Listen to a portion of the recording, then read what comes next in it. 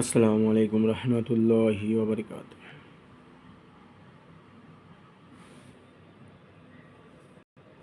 কেমন আছেন সকল মুসলমান ভাই এবং বোনেরা? আশা করি ভালো আছেন। যারা অসুস্থতা আছেন তাদের প্রতি দোয়া করি আল্লাহ যেন আপনাদেরকে সুস্থ করে দেন। আজকে আমি আপনাদের মুখে নিয়ে এসেছি যে সমস্ত ভাই এবং বোন, দোস্ত বুজুর্গ ভাইরা, যখন আপনারা খানাটা খাবেন, আল্লাহ তাআলা রাব্বুল আলামিন বলেছেন যে কোনো ব্যক্তি যদি খানা খাওয়ার সময়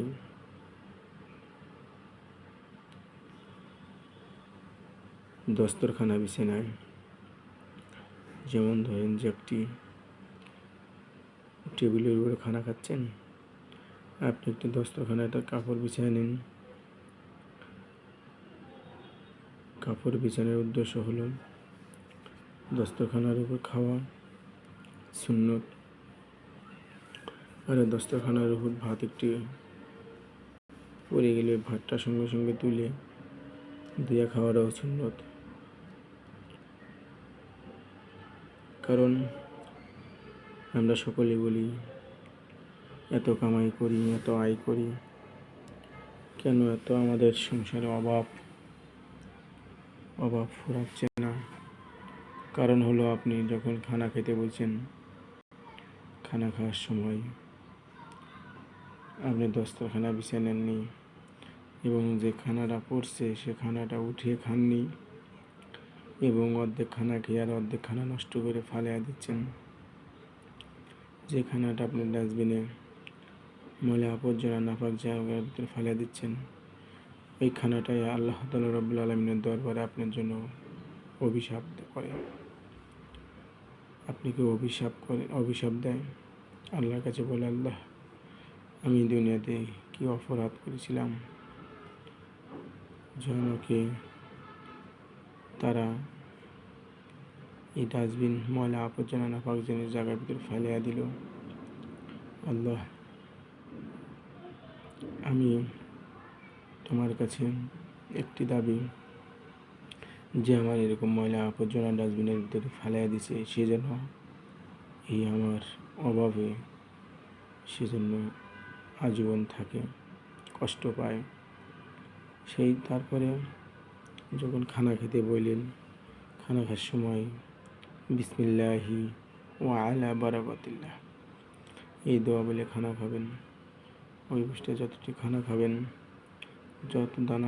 যে কয়েকটি দানা খাবেন, আল্লাহ রাব্বুল আলামিন বলেছেন কাল হাসরের মাঠে একটি দানারও হিসাব না হবে না যে ব্যক্তি দোয়া বলিয়া খানা খাবে। কারণ খানা খাওয়ার দোয়ার বলার সাথে সাথেই সমস্ত খানার হিসাব আল্লাহ মাফ করে দেয়। আর ওই খানাটা খেয়ে যদি কোনো কাজের ভিতরে যায়, আল্লাহ তাআলা রাব্বুল আলামিন কাজের ভিতরে বরকত দিয়ে দেয়। সেজন্য আমরা সকলে খানা খাওয়ার সময় দস্তরখানা বিছাবো, যতটুকু খানা খাবো ততটুকু নেব, কেউ কখনো খানা নষ্ট করব না। আর যে খানাটা পড়বে সে খানাটা ধুয়ে আমরা খাবো, আর খানা খাওয়ার সময় দোয়া বলে খানাটা খাবো। খানা খাওয়ার শেষে আল্লাহর প্রতি শুকরিয়া আদায় করব,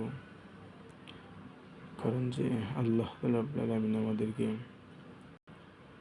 সুস্থ রাখিয়া, আল্লাহ রাব্বুল আলামিন আমাদেরকে তার নিয়ামত খানাটুকু আমার খাওয়ার তৌফিক দিয়েছেন, আমরা খেতে পারছি, তাই আল্লাহর প্রতি শুকরিয়া আদায় করব। শুকরিয়া আদায় করার সাথে সাথে ওই খানার ভিতরে আরও বরকত দিয়ে দেবে।